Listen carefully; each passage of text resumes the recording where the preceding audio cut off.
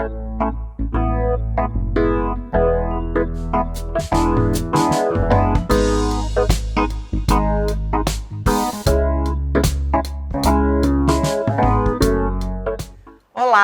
eu sou a desembargadora Cristina Gaulia, do Tribunal de Justiça do Rio de Janeiro, e sou a diretora-geral da Escola da Magistratura do Estado do Rio de Janeiro, a nossa EMERGE. E bem-vindos todos e todas a mais um episódio do programa Diálogos na EMERGE, conversando com o Poder Judiciário.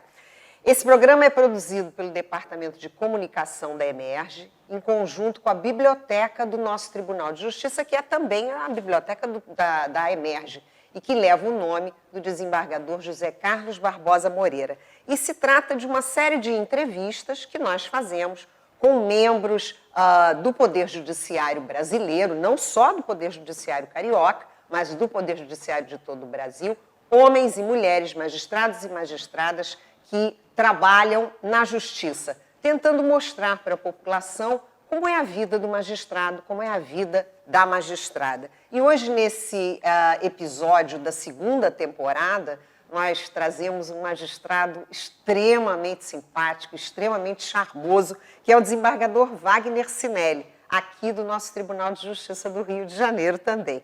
Ele é membro da 17ª Câmara Civil do Tribunal, é presidente da COMAC, que é a Comissão de Políticas Institucionais para a Eficiência Operacional e Qualidade dos Serviços Judiciais. E é uma das mais importantes, essa que é uma das mais importantes estruturas administrativas da nossa Corte de Justiça. E aqui na EMERGE, o desembargador Wagner Cinelli preside o Fórum Permanente de Pesquisas Acadêmicas, Interlocução do Direito e das Ciências Sociais, tendo coordenado por 8 anos consecutivos o curso de formação inicial dos juízes. E além dessa formação em Direito, Wagner Cinelli tem outras formações, sobre as quais eu agora gostaria de começar essa nossa conversa. Conte um pouco, desembargador Wagner Cinelli, sobre a sua vida, como é que foi essa opção pelo Direito, as outras formações, como é que foi essa sua caminhada? Eu tenho a dizer, bom, primeiro de tudo, feliz por estar aqui, esse convite importantíssimo, minha colega desembargadora Gaulia, diretora da EMERGE.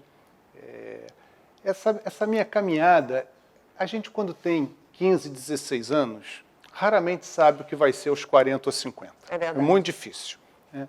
E na estrutura que a gente tem de graduação no Brasil, diferente de alguns outros países, que você pode começar uma faculdade e no correr da faculdade fazer uma definição do que vai ser a sua escolha, você tem que escolher logo no início. Então eu tinha 16 anos quando marquei o cartão lá do Sesgran Rio para dizer o que eu ia fazer. Naquela época eu escolhi Direito. Mas eu não escolhi Direito porque eu pensasse que seguiria pelo Direito como advogado. Meu pai era advogado, eu tinha outros parentes advogados. Eu pensava de seguir a diplomacia. Eu tinha... aí eu fiz intercâmbio cultural, morei 1 ano nos Estados Unidos. Eu tinha esse negócio com a diplomacia que eu achava muito interessante. Fato é que a vida não me levou para a diplomacia. Eu nunca fiz essa prova para o Instituto Rio Branco, nunca me inscrevi lá. Sorte nossa. Concluí, não, e sorte minha também, porque eu me encontrei no Direito, não da forma que eu tinha premeditado, porque eu escolhi Direito achando que fosse me preparar para aquele outro concurso.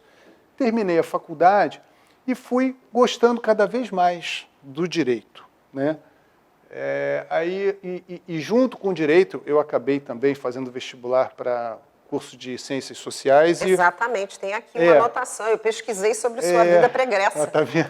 Hoje dá para descobrir muita coisa, não rápido. Né? E aí, por 2 anos eu fiz os 2 cursos concomitantemente, um de manhã e o outro de noite. Aí chegou um momento que não deu para fazer os 2 ao mesmo tempo, então eu tranquei Ciências Sociais, terminei Direito, mas depois voltei lá e concluí o curso de graduação, que tinha um sabor de algo inacabado e algo que eu gostava muito. Eu gostava muito da graduação de Ciências Sociais e eu percebi até algo que foi importante para mim. Eu tranquei no início, né, no 5º período de Ciências Sociais, e os temas estavam ficando, eu jovenzinho, eu vou dizer assim, mais difíceis. E quando eu voltei uns anos depois, mais maduro, foi ótimo. Ficou tudo mais fácil, tudo mais palatável. Eu voltei com uma bagagem maior. Então, aí eu concluí essas 2 graduações, feliz com elas, e depois, na magistratura, numa fase inicial em ciências, em juízo de competência criminal, essa bagagem das ciências sociais me foi muito importante, porque aí eu me interessei muito, na época, pela questão prisional. Então, isso tudo dava, assim, era uma bagagem que contribuía para a compreensão de vários aspectos do problema. Você estudou em Londres também, né? Ah, eu fiz um curso lá, foi o mestrado. Foi. E você acha importante que aqueles que estudam direito, aqueles que optam por fazerem concursos amanhã depois, ou como promotores, ou como juízes, ou como defensores públicos, ou outras carreiras do direito, você acha importante que eles tenham uma experiência fora do Brasil? Isso é importante? Isso pode ser importante? Eu acho que é importante. Não é fundamental, cada um escolhe seus caminhos, né? Mas nós uma vez recebemos aqui um ministro da Suprema Corte de Israel. E o assunto surgiu, porque na época a gente estava discutindo sobre os afastamentos dos juízes. Está faltando juiz, vai deixar o juiz se afastar para estudar fora ou para estudar um curso de pós-graduação assim, assim, assado. É 1 ano de afastamento, é muita coisa, né? Aí esse ministro falou assim, olha, esse magistrado quer estudar? É área do direito ou relacionada ao direito? Deixe que estude, porque na magistratura, normalmente, é uma carreira que a pessoa vai ter de 30, 40 anos, até mais. Verdade. Então, se a pessoa se afastou lá 6 meses ou 1 ano, porque foi fazer um curso que entra na bagagem dela, né? Ele entra na bagagem e essa experiência de ver como é que funcionam outras instituições em outros lugares, a gente traz com a gente, né? E com as nossas escolas da magistratura, com tudo soma, tudo é um aprendizado. E para ser repartido. Mas tem uma coisa também muito interessante, né? Eu acho que quando a gente abre horizontes, esses novos horizontes, às vezes possibilitam novas caminhadas. É verdade. E, salvo engano, me parece que com você aconteceu isso, porque você é, na verdade, também músico, você é escritor, você é roteirista, diretor de cinema, né? E eu acho que essa abertura de horizontes é que permite essas múltiplas faces do profissional. O que te parece? Como é que você lida com isso com os teus filhos, por exemplo? Olha, tem coisas que você acabou de dizer que realmente eu só consegui fazer porque a minha bagagem era essa que eu tinha, né? A forma como eu me interessei. A música é da parte da minha vida desde criança, desde os 6 anos de idade, quando eu comecei a aprender piano.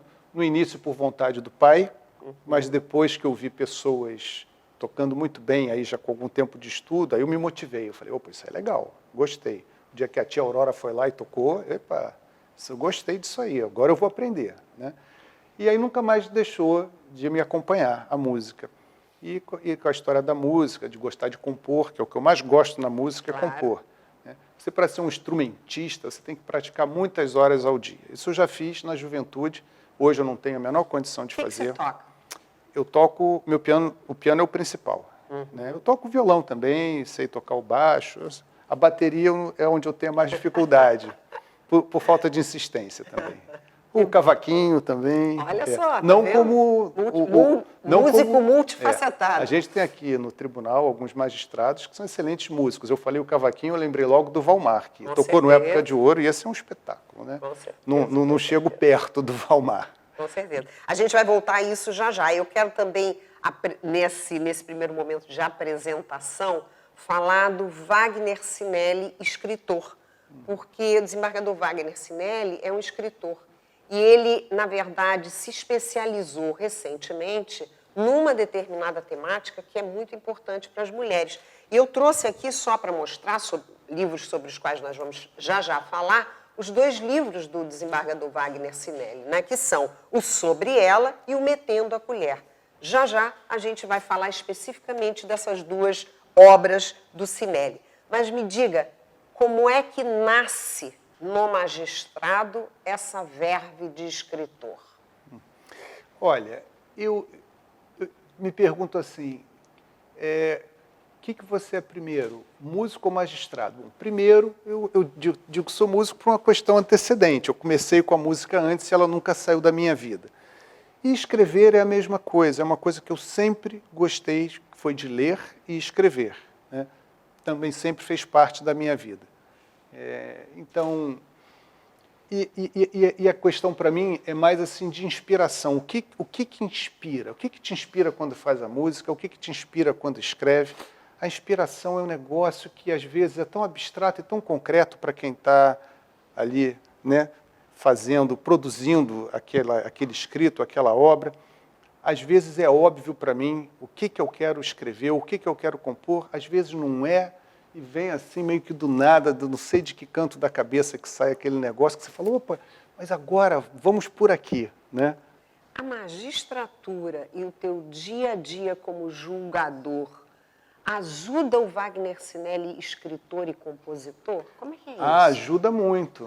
Ajuda muito, e é engraçado, assim, as minhas músicas, que no início eram só instrumentais, a música ela é instrumental, mas para mim aquela música instrumental ela tem uma história, ela tem um enredo, que não é só ouvir notas, né? Não é só tocar e ouvir notas.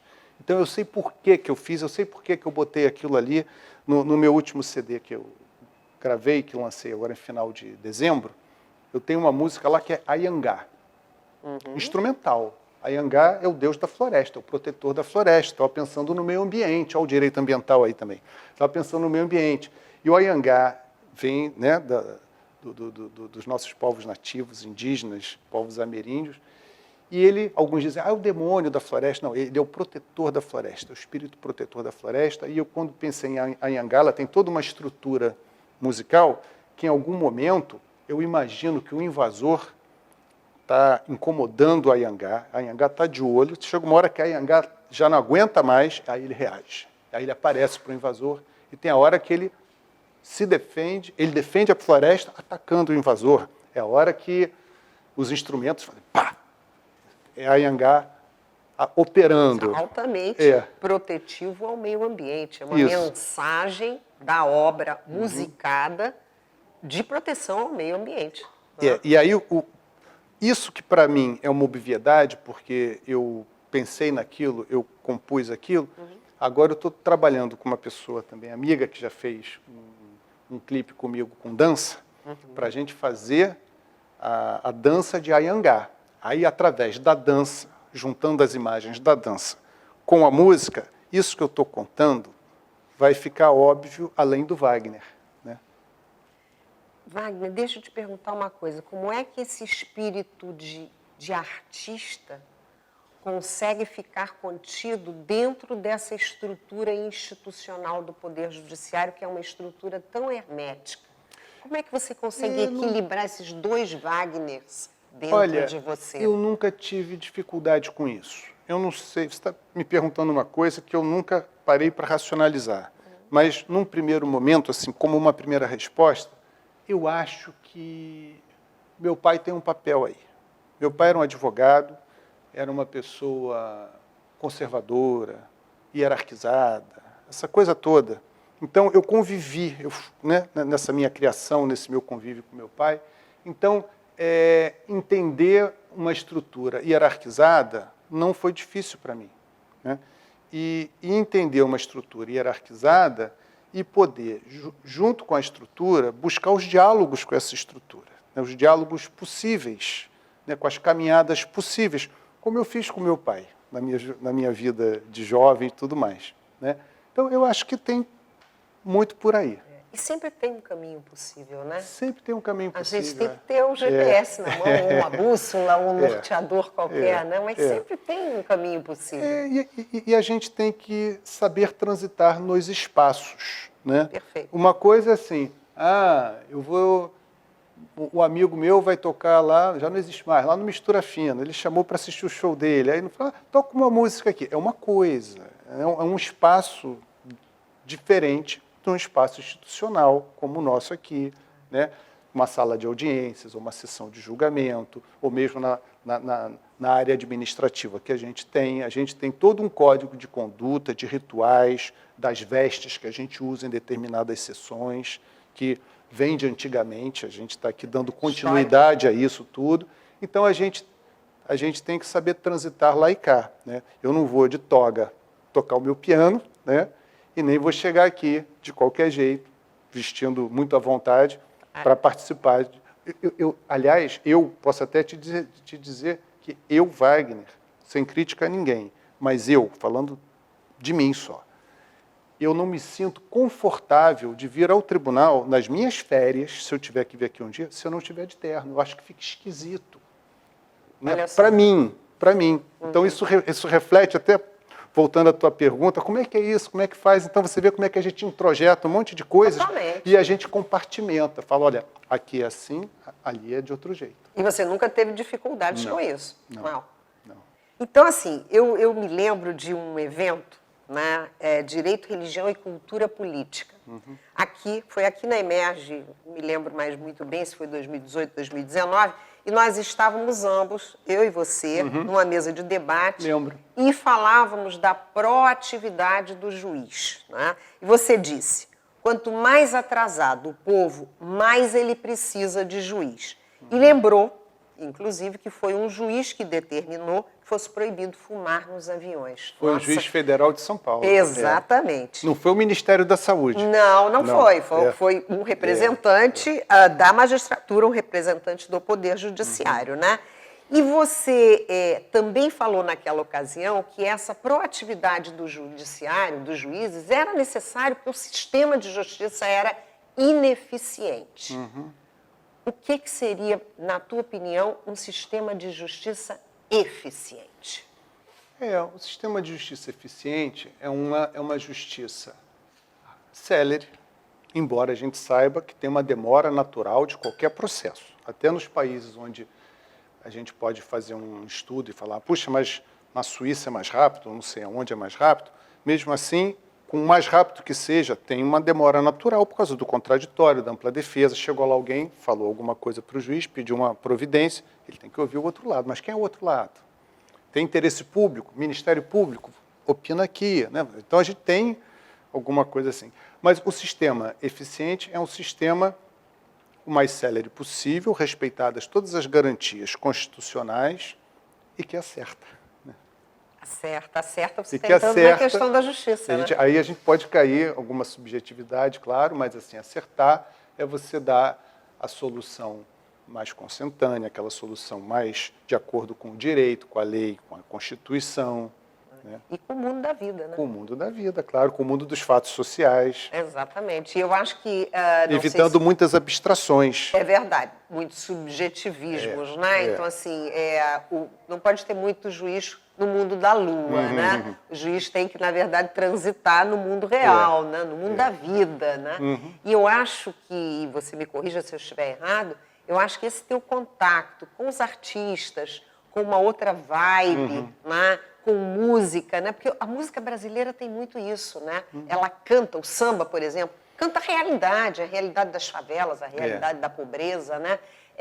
Você concorda comigo que a música pode te ajudar a ser mais sensível? Eu concordo contigo e concordo com uma coisa que você não disse hoje, mas você disse também no passado, lembrando desses muitos contatos que a gente já teve até aqui, e você disse algo mais ou menos assim: o juiz tem que tomar muito cuidado para não ficar encastelado. Certo. Por quê? Ele não está andando de transporte público na maioria das vezes.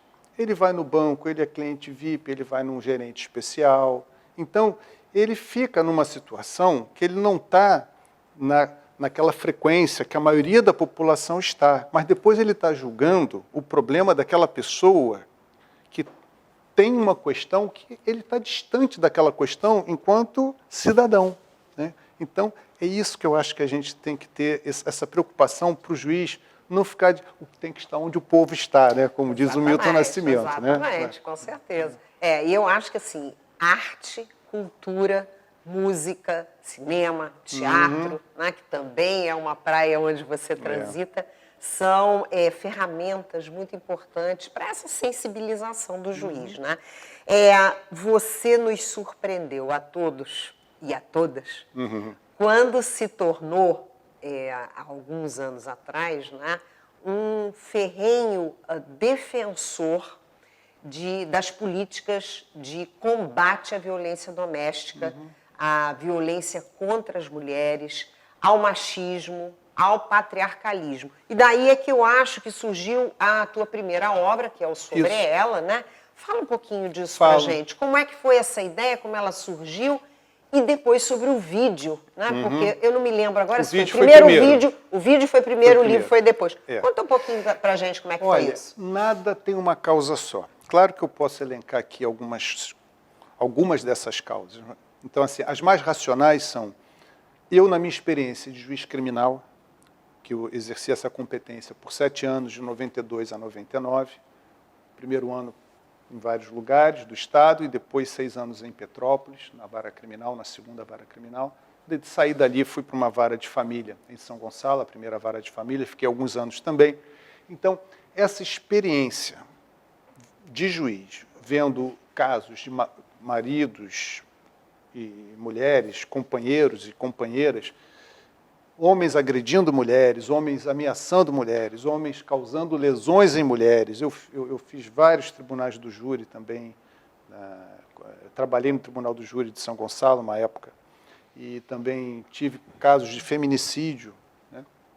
Então, olhando isso tudo, aquilo tudo me chamou muita atenção. Eu falei, isso aqui é uma coisa muito séria, porque uma coisa é a gente, não tendo ninguém no nosso entorno vivendo isso, você sabe pelo jornal, né? E dentro da profissão, eu acabei esbarrando com isso muitas vezes, e vendo como é que aquilo era desigual, como é que aquilo era injusto, como é que aquilo era injusto com aquelas mulheres. E não dá para comparar. Às vezes alguém fala assim, mas também tem mulher que faz isso, tem mulher que também matou o marido. Tem, mas isso estatisticamente, sociologicamente, não tem relevância. O que tem relevância é o contrário, pela história, na estrutura social de subjugação da mulher dentro do patriarcalismo. A gente conjuga com isso tudo a questão cultural também, que vai se retroalimentando através da arte, da literatura, do cotidiano, dos fatos que nos desafiam todo dia, né? Então, isso tudo chamou a minha atenção. E a imprensa passou a ter um papel muito importante também. Ela coloca isso no foco, eu acho que ela cumpre bem esse papel, e por conta disso tudo, por conta de gostar de escrever, por conta de gostar de fazer minhas músicas, e eu já tinha feito algumas músicas com temáticas sociais, aí eu resolvi fazer o Sobre Ela, curta-metragem de animação, 5 minutos de duração, que é uma história de violência contra a mulher praticada pelo marido, que era um abusador quanto mais, e aí fiz aquele roteiro, virou curta de animação. Aí depois de feito eu falei, tem que falar mais sobre isso, e eu quero falar desse materialismo histórico que explica, desse culturalismo também que explica, e também olhar para a história, olhar para vários outros elementos, disciplinas, fazer um estudo mais interdisciplinar disso tudo, porque há muitos livros jurídicos sobre esse assunto, ou especificamente sobre a Lei Maria da Penha, que é muito importante, e eu não queria fazer isso que já estava feito, eu queria fazer uma obra que fosse convidativa a qualquer pessoa para passar a se interessar pelo tema, né? Então, foi esse aqui, o Sobre Ela, uma história de violência. Feito isso, lançado aqui na Escola da Magistratura em dezembro de 2020, né, um pouco depois do vídeo. O vídeo foi lançado em setembro daquele ano. Poucos dias depois, já era véspera de Natal, e a juíza Viviane do Amaral foi assassinada na frente das 3 filhas menores pelo marido, e aquilo me incomodou profundamente. Tudo isso já me incomodava profundamente, e ainda tinha o seguinte elemento, era uma pessoa que eu conhecia. Eu conhecia ela, conhecia ele, conhecia mais ela do que ele, né? Aí eu falei, meu Deus, isso é de uma gravidade, não adianta, isso não vai resolver esse ano, não vai resolver em 10 anos. A gente não pode parar de falar nisso. Isso aqui é grave, isso é emergencial, isso é urgente. Como é que eu toco as pessoas, né? Vamos imaginar, por exemplo, que na Segunda Guerra Mundial, com a história do nazismo, dos campos de concentração, alguém falasse para alguém assim, mas tem campo de concentração, isso é um absurdo, isso é uma maluquice. Vamos lá fotografar, vamos lá filmar. Não mexe com isso não tem nada, não é isso não. Tem, é isso que eu acho que é isso aqui. Assim, mutandis, assim, o que eu acho isso é de uma gravidade, e as pessoas precisam ser tocadas. as mulheres são tocadas mais facilmente do que os homens, porque são mulheres. E porque sofrem na pele, né? Sofrem na pele. Na verdade, a gente tem como uma estatística meio conhecida de que em cada 4 mulheres, sempre pelo menos uma sofreu violência de algum tipo de forma. Ou violência doméstica em casa pelo marido, companheiro, namorado, em algum momento da trajetória de vida, ou do pai, ou do irmão, enfim. Isso está meio arraigado na sociedade brasileira, que é, como você disse muito bem, uma sociedade profundamente machista, muito patriarcal, onde, na verdade, o homem sempre dominou o roteiro de vida, né? Os roteiros de vidas, né? Então, é muito interessante quando, de repente, uma voz masculina se ergue e vamos dizer, e ao lado do grupo de mulheres, ao lado desse núcleo feminino que sempre luta contra todas as violências, também se arma, também se empodera para mandar essas mensagens. Você acha que isso conquista adeptos masculinos? Olha, eu estou começando a achar que sim. Ontem mesmo eu estava num evento na OAB, na sede aqui no Rio de Janeiro, sobre esse assunto, né? E das pessoas na mesa, isso foi levantado por uma das debatedoras dizendo isso. Ela dizia, olha, parece que os homens ouvem melhor os homens. Né? E nós temos colegas, né, colegas desembargadoras, que eu já escutei de mais de uma dizendo, é uma coisa horrível, a mulher está falando e o homem quer interromper enquanto ela está falando. Isso, uma mulher empoderada, né? Uma mulher desembargadora, como a ministra Carmen Lúcia, quando ministra presidente do Supremo, falou também. Ela sempre bateu muito nessa tecla da questão do gênero, da desigualdade, ela sempre assumiu essa bandeira. Ela falou assim, tem preconceito contra a mulher, sim, tem preconceito contra mim, eu que sou presidente da Corte Suprema, eu sei que tem, ainda que ele não seja dito, ele é exercido. E não precisa ninguém vir me dizer que tem, porque eu sei que tem. Então, quem é mulher sabe o que passou em sua vida até onde chegou, né? Numa seleção de emprego ou de estágio, ou o abuso que ela possa sofrer dentro do local de trabalho, o assédio que pode ser moral, pode ser sexual, ou aquela cantada grosseira que ela se sentiu desrespeitada. Todo mundo tem uma história para contar. E por causa do livro, de vez em quando eu recebo alguma mensagem ou algum contato de pessoas conhecidas minhas e não conhecidas minhas. Eu já tive pessoas que me contaram, Wagner, eu já fui vítima de estupro. Pessoa que eu não fazia ideia. E uma delas falou, mas eu falo isso para todo mundo. Eu já superei isso lá atrás, as pessoas ficam desconfortáveis quando eu falo, às vezes parece que eu que sou a causadora do negócio. Fora da curva, né? Já me fizeram as perguntas mais variadas, né? Aquela história, se alguém assalta a sua casa, ninguém fica perguntando se você esqueceu o portão aberto e tal, mas se a pessoa foi vítima de um crime desse, às vezes ela escuta coisas extremamente desagradáveis de pessoas próximas. Mas você estava usando que roupa? Que horas que foi isso? Você bebeu? Né? Ou então, na delegacia, no contato, ela também há relatos. Né? Nós somos uma sociedade extremamente preconceituosa. Né? A par, na verdade, dos preconceitos contra as mulheres, nós temos outros preconceitos arraigados devido à escravização de pessoas, principalmente. Então, as pessoas pretas sofrem muito preconceito. Um grupo minoritário e vulnerável LGBTQIA+, sofre muito preconceito. E temos vários outros preconceitos contra indígenas, contra moradores em situação de rua, né? E criam-se esses mitos, né?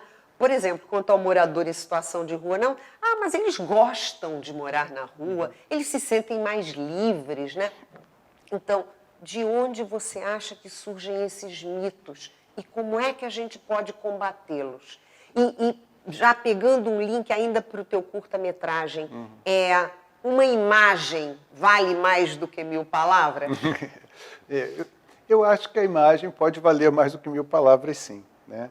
E, assim, a tua pergunta anterior, de onde surge um mito dessa natureza, né? Surge da cultura, claro, mas surge também de uma questão de não alteridade. Você não se vê naquele outro. Aquele outro é um estranho para você.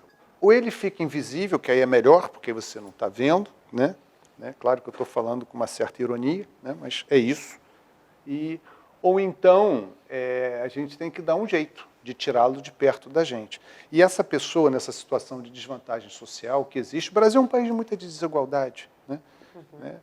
Já falaram que era uma Belíndia, o Brasil tem, ao mesmo tempo que tem aspectos de Bélgica, tem aspectos de Índia, isso falaram lá atrás, né, economistas, mas a gente precisa brigar contra essa desigualdade e essas pessoas, nessa desvantagem estrutural, elas têm desvantagens cumulativas. Então, perto da minha casa tem uma mulher, ela já não é jovem, ela é negra, ela é população de rua, ela tem um companheiro agressivo, de vez em quando a agride, a gente chama a polícia, toma as providências, e ela é muda. Então, ela juntou isso tudo. Várias vulnerabilidades, né? Vai ela a uma delegacia normal, assim, para tentar se comunicar já é uma dificuldade. Já tem toda uma forma de chegar que compromete a pretensão dela. A gente sabe disso, né? Como é que a gente muda esse terror? Porque é aterrorizante. Quando a gente escuta uma narrativa como essa, a gente se sente mal, a gente se sente impotente às vezes, mas nós, do Poder Judiciário, somos os potentes. Como é que a gente muda Olha, a esse gente terror? muda esse terror metendo a colher. Metendo muito a colher, metendo a colher na sua esfera de atuação de poder meter a colher. Quando eu digo isso, eu não estou dizendo, se exponha, não pense em riscos, não é isso, né? Mas a gente tem 1000 situações que as pessoas podem e devem intervir, né? Está ao alcance da mão delas intervir. O que eu quero dizer? Por exemplo, um vizinho que bate na esposa, todo mundo está ouvindo e ninguém faz nada, né? Tem que fazer. Você não quer se identificar, não tem problema. Você liga para o 190, toma uma providência. Você já sabe que aquilo acontece, liga para o 180. Você não precisa ser a própria vítima para reportar uma situação que se repete, que acontece, que você tem como identificar os envolvidos, porque a partir do 180 eles têm a rede, eles vão fazer a atuação através dos profissionais possíveis que forem pertinentes naquele caso. Então, a gente tem que meter a colher. Tem que meter a colher enquanto cidadão. Nós temos, assim, com relação a esse do vizinho, vários estados e municípios, no ano de 2020, a partir de 2020, criaram leis obrigando síndicos e, algumas vezes, síndicos e moradores a reportarem, obrigação de reportar. Senão você está numa infração, que no caso administrativa, omissiva. Interessante. Né? Tem um projeto de lei no plano federal que aí vai federalizar e vai tornar, vai criminalizar essa conduta omissiva. Aí é diferente, né? Aí é melhor até.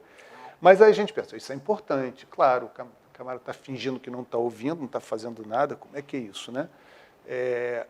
Mas eu não moro num condomínio, eu moro numa casa de beira de rua, eu tenho uma casa vizinha minha do lado, na frente, do outro lado. Onde há violência. Não, no meu caso, a que tem a da rua, que eu te contei, mas que a gente chama, né? Exatamente. Mas aí eu não estou obrigado a chamar da rua, da minha vizinha, só porque não é condomínio. Então, acho que vai ter também. Eu acho que esse vai ser o passo depois. Exatamente. Primeiro deve passar essa, porque a Lei Maria da Penha é muito boa, sofreu muitas alterações, continua sofrendo. Não é só a Lei Maria da Penha, que é um manancial de regramento, né, para tratar dessa violência, dessa desigualdade, mas é um importantíssimo regramento que a gente tem. E eu sou fã da Lei Maria da Penha, a gente precisa da Lei Maria da Penha. Ela é fundamental, ela trouxe 1000 novidades e ela continua trazendo.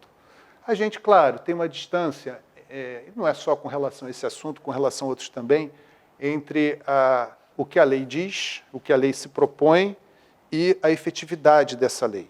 Então, na Lei Maria da Penha, o que poderia melhorar? Ter mais delegacia de atendimento à mulher, que elas funcionassem 24 horas. As capitais têm, as maiores cidades têm, mas a grande maioria dos municípios não tem. Tem projeto de lei para tornar obrigatório o funcionamento delas 24 horas, né, tramitando no Congresso. A gente precisa de mais casa-abrigo. Tem casa-abrigo? Tem. Um número suficiente? Não é.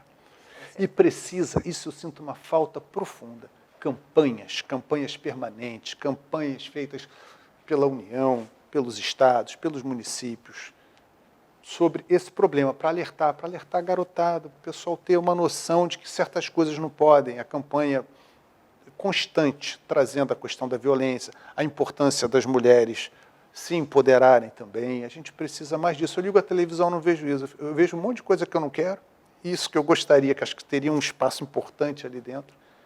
Quando os homens precisam ser todos feministas?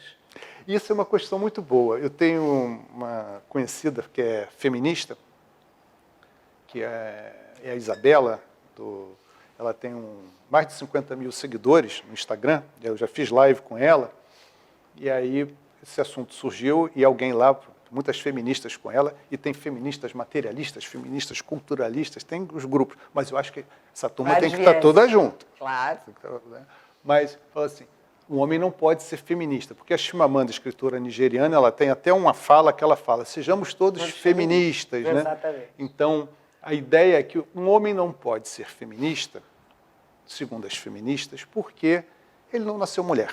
Então, ele não está sujeito ao longo de sua vida, por mais empatia, por mais alteridade, ele não está sujeito a ser estuprado, a ter uma gravidez indesejada, a ter uma questão de aborto ou não, sim, e por aí vai, né? Então, mas isso não importa, porque aí uma outra lá falou nessa live, não, feminista ele não pode ser porque ele é homem, mas ele é um homem com práticas feministas. Maravilhoso. E ele pode ser, na verdade, um grande guerreiro, um grande lutador ao lado das feministas, né? Ah, mas isso é fundamental. Dando as mãos às feministas, né? Eles... Homens com práticas feministas são essenciais hoje em dia, você não diria? E se não pode ser um homem ser feminista, mas ele pode ser pelo feminismo.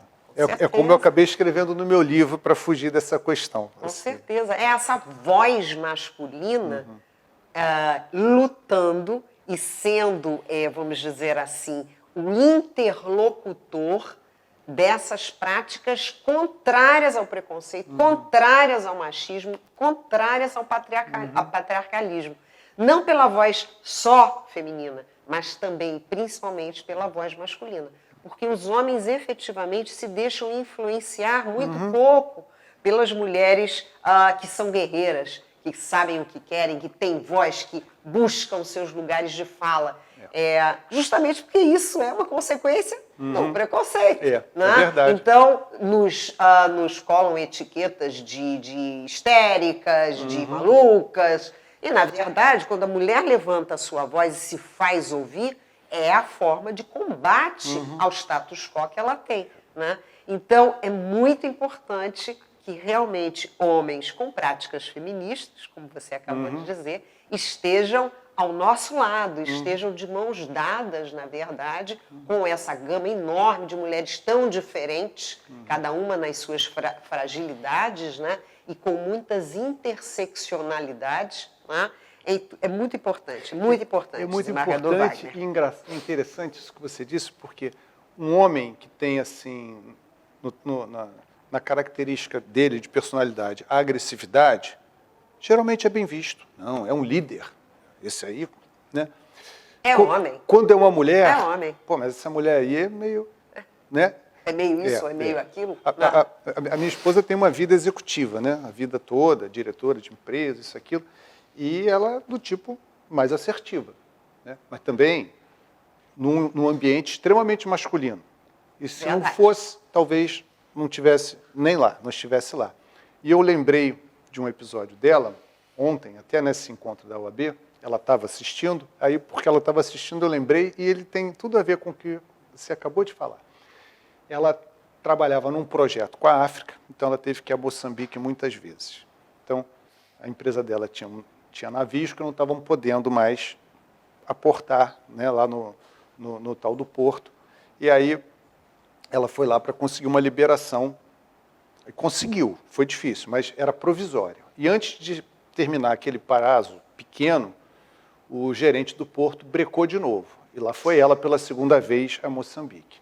Aí, quando ela chegou, o engenheiro que tratava do assunto, e lá ele chama o engenheiro fulano. Né? Então, o engenheiro fulano, com aquele sotaque que parece português, falou para ela, Dona Giana, a senhora saiba lá que aqui nós somos muito machistas. Ela falou, não tem problema, estou acostumadíssima. No Brasil não é diferente. Aí deu uma quebrada nele, ele até achou aquilo engraçado, e ele passou a respeitá-la muito, aí destravou o porto de novo e depois o troço foi, né?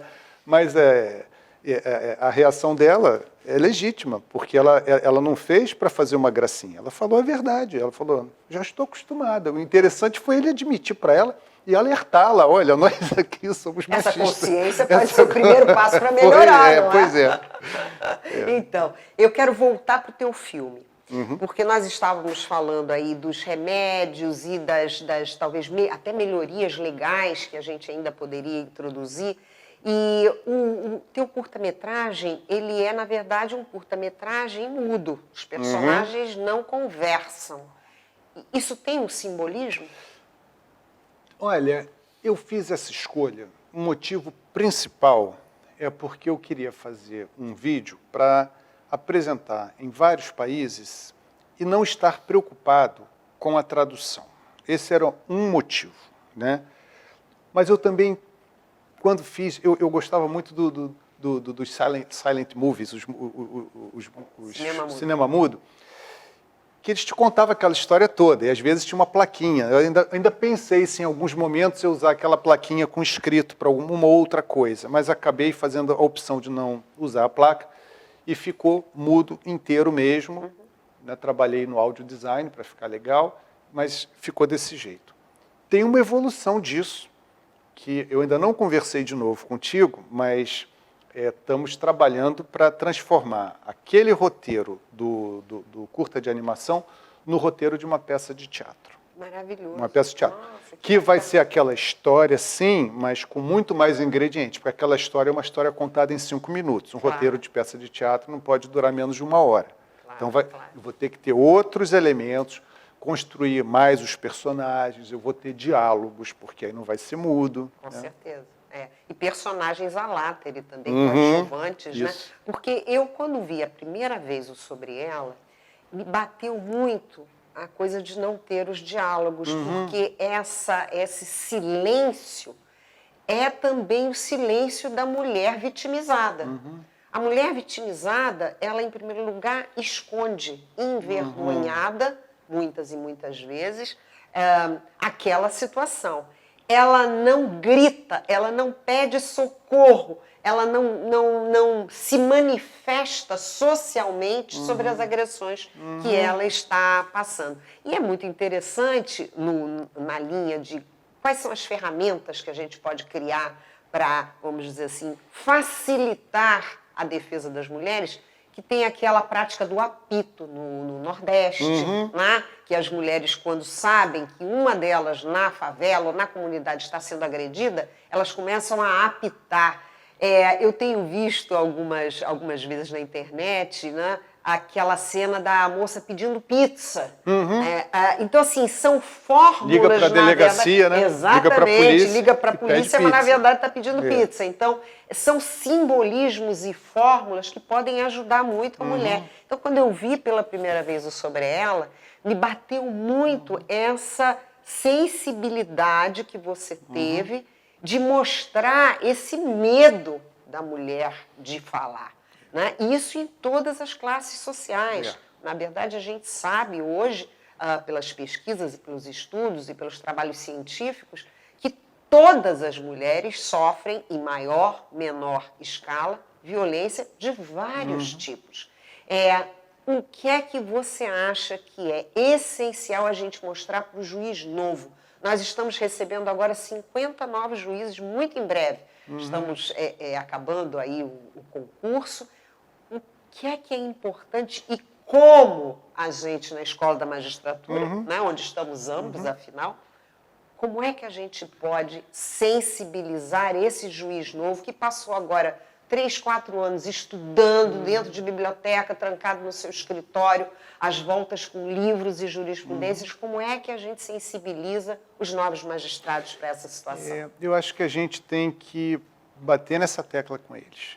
A parte de, assim, direito civil, processual, penal, isso tudo eles sabem, isso tudo eles estudaram, isso tudo quem fez concurso 30 ou 40 ou 50 anos também tinha. Agora a gente tem as questões que hoje nos afligem, né? É meio ambiente, é a questão da mulher que a gente está tratando aqui. A gente precisa discutir isso com eles, para para que a gente tenha uma possibilidade de um juiz sensível a isso tudo. Senão ele chega lá, ah, não, o direito penal já está tudo certo, porque eu não preciso de nada específico, porque homem e mulher, qual é a diferença? Tem muita diferença. Tem diferença gigantesca. Você, quando olha sociologicamente, quando se olha para a história da humanidade, quando se olha para a nossa atualidade, quando a gente olha para as diferenças que ainda perduram a olhos nus, né? A gente não tem metade das mulheres nas posições de poder em lugar nenhum. No Brasil, Verdade. não temos, estamos atrasados, né? Então a gente precisa ter, isso tem uma relevância muito grande. A mulher empoderada, ela está menos sujeita à violência. Ah, você está dizendo, Wagner, que a mulher empoderada não vai sofrer violência. Não. Até o homem empoderado pode sofrer violência, mas vai sofrer menos. A possibilidade disso acontecer é menor, né? E sem contar que a mulher, quanto mais mulher empoderada, mais inspiração para as outras mulheres também. Então, esse assunto é urgente, é sério, é emergencial, não vai sair da pauta, porque a gente não está trabalhando com o sonho inatingível que seria de isso vai acabar em breve. Não, não é isso. Essa igualdade idealizada, a gente vai continuar idealizando, mas concretamente a gente está trabalhando para uma redução, uma prevenção, uma conscientização, uma redução. Essa fábrica de homens violentos que começa desde cedo, porque eles estão vendo em suas casas essa violência, vivendo ciclos de violência. Essas meninas que assistem isso também, né? Ou em casa, ou na casa do vizinho, ou na televisão, na cultura, em tudo que entra osmoticamente na pessoa. Então a gente precisa sensibilizar as pessoas. E esse juiz, o século XXI já está aí. A gente, no final do século passado, fala, o juiz do século XXI, a gente tem que falar do juiz do século XXII. É o nosso juiz de agora. É o juiz de agora. Juíza de agora, né? Então esse juiz do século XXII tem que estar antenado com essas questões todas, para que ele possa ser esse juiz que a sociedade está esperando que ele seja. Com certeza. Você acha que, através da internet, a gente melhora as práticas antimachistas, antipatriarcais? Através da internet, a gente pode buscar outras maneiras de combater concretamente a violência doméstica? Ou você vê a internet também como uma maneira de propagação de ideias que são exatamente as ideias que a gente quer combater? É as duas coisas, né? É as duas coisas. Ela vai ser usada contra e a favor, né? Então, como a gente está a favor dessas ideias, a gente vai tentar usar a internet, todos os meios possíveis, para a gente ter esse debate rico sobre o assunto, para tentar conscientizar as pessoas, para ter uma troca de ideias. Né? Porque a gente tem uma nova espécie de violência, né? Que é o cyberbullying, né? Nós falávamos sobre isso há pouco antes da nossa conversa. Na verdade, a internet, ela possibilitou não somente os discursos de ódio, as sabedorias individuais, né? As grandes lideranças que nunca foram lideranças e, de repente, despontam supostamente, entre aspas, como lideranças, mas a gente tem um novo tipo de agressão, principalmente a mulheres em situação de poder. Né? Isso é muito interessante. E ao mesmo tempo, é muito aterrorizante, porque a internet pode ajudar a construir ou a destruir uma pessoa em coisa de 24 horas. É rápido. Não é? É rápido. Então, é uma maneira que eu acho que é extremamente amedrontadora. Né? E como é que a gente combate isso mais uma vez? Olha, construir é sempre mais difícil. Destruir é mais fácil, é mais rápido. Né? O judiciário está sempre atrasado. O judiciário não, o sistema todo, né? O legislativo também, está sempre atrasado, porque o fato social acontece primeiro. Então, o fato social ele acontece, aí até surgir alguma regulação ou regramento para o fato social novo, para aquela novidade, é um gap muito grande. A gente sabe disso, isso acontece o tempo todo. Todo mundo aqui tem um celular, né? Aí a gente está aqui, toca o meu celular, é alguém para quem eu não dei meu telefone, que intrusivo, está me ligando, mas não está me ligando hoje. Eu estou falando concretamente. Tem uma empresa que está me ligando todo dia, há um mês, querendo que eu faça uma contratação dizendo que meu nome é João. E é só apertar um clique lá que eles mandaram no SMS que 15 mil e tantos reais na minha conta. Que conta é essa que eu não sei? Mas eles não param de me importunar, eles me importunam. Eles estão invadindo a minha privacidade de uma maneira que não pode. Eu não dei meu telefone para eles. Você não. Eu já consegui falar com a atendente. Mais de uma vez, são gentilíssimos.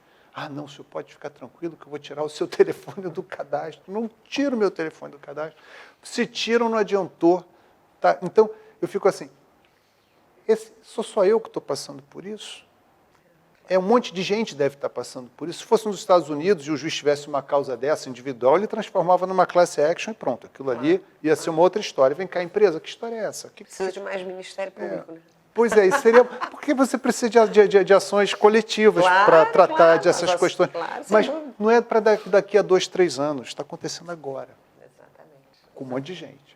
Então, essa pesquisa realmente dos órgãos que são das instituições que estão à látere do Poder Judiciário, eles também têm um papel extremamente relevante. Não é? Porque quando você pesquisa esses fatos, por exemplo, um cyberbullying, um bullying, um assédio feito através da internet a uma vereadora ou a uma parlamentar mulher que seja uma pessoa gorda.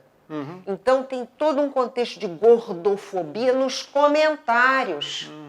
Uma pessoa que tenha uma mulher que seja negra. Nos comentários é que surgem, na verdade, esses assédios, essas agressões, essas questões de uma deselegância, um desrespeito machista, patriarcal, porque é nos comentários que chegam essas questões, né? Então, assim, como se defender disso? Como a mulher se defende disso? Como as minorias se defendem disso? E, principalmente, mais uma vez eu retorno à questão, como é que a gente sensibiliza o juiz para isso? Porque essa é agora a minha grande questão. Nós estamos preparando o curso de preparação dos novos juízes e eu busco sempre, dentro da escola, exatamente a tua ideia. Fazer curta-metragens, fazer pequenas tirinhas, fazer alguma coisa que seja satírica ou usar metáforas para que essas imagens e essas ideias se semeiem ali, se plantem ali dentro da nova magistrada que está chegando, do novo magistrado que está chegando. Porque até as mulheres podem ser preconceituosas, você não acha? Pode. Não é? É verdade. Então eu quero... nós já estamos quase chegando ao nosso final, mas eu tenho aqui uma frase agora do teu livro Metendo a Colher, que, aliás, é genial, em que você cita a Shimananda, que você acabou de chamar aqui para o nosso diálogo, né? E ela aponta diferenças biológicas, exatamente o que você disse, entre homens e mulheres. Justamente para ressaltar isso, que hoje em dia não faz mais sentido o mundo ser governado somente por homens. Mas no judiciário, nós ainda temos um percentual extremamente pequeno de mulheres, exatamente nas situações de poder. Como é que a gente muda isso? A gente pode mudar de várias formas. Essa fala da Chimamanda é muito importante porque ela vai direto ao ponto. Ela fala, no passado, fazia sentido que os homens tivessem essa proeminência, que eles governassem, porque era um mundo da sobrevivência pela força. Então, for lá na Era das Cavernas, ou for lá em Roma Antiga, na Baixa Idade Média. Agora, nos dias de hoje, na nossa sociedade moderna, não é o músculo que determina mais, é o cérebro. E nesse quesito, homens e mulheres estão equiparados. Né?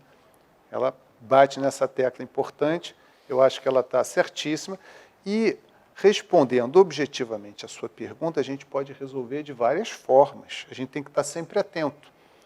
A gente está às vésperas de votar uma lista que está chegando no tribunal, que é o 5º Constitucional.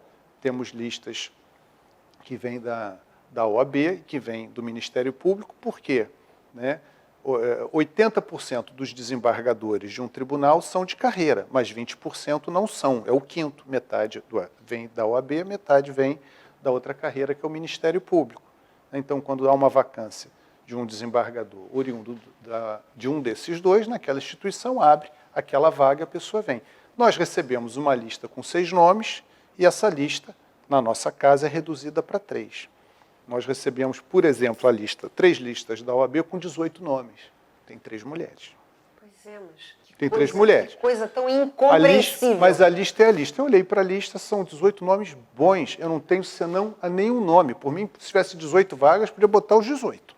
Mas uma vez que a gente não tem, só tem 3 vagas, até uma lista só tem homens, a outra lista tem uma mulher, a outra lista tem 2 mulheres. Cada desembargador vota em 3 nomes. Eu vou votar em 3 nomes em cada lista, mas considerando que todos os candidatos têm um bom currículo, eu vou votar nas mulheres. É claro. Nessas 3 mulheres, elas têm meu voto. Então. O voto nosso é secreto, mas a gente não está impedido de falar. A gente tem colegas que têm critério de, preferencialmente, os mais antigos. Cada um tem lá o seu critério, assume publicamente se quiser ou não. O meu critério para essas listas é esse. Isso é um homem com práticas feministas. Isso. Então, desembargador Wagner Cinelli, foi um prazer enorme conversar com o senhor. Eu penso que será muito bacana se nós pudermos continuar esse diálogo em um outro momento. Ótimo. Em outras esferas. O senhor sabe da minha admiração, né? Que é Estamos recíproca. muito juntos, né? Buscando exatamente essa saída para melhorar a magistratura e para melhorar o nosso sistema de justiça. Então, muito em breve, certamente, estaremos juntos outra vez. Então, a todos e todas que ficaram ligados aqui no nosso programa, eu agradeço a audiência. Esse foi o programa Diálogos da Emerge, uma ideia de divulgar as pessoas que integram o nosso poder judiciário. Fiquem todos em paz. Até a próxima.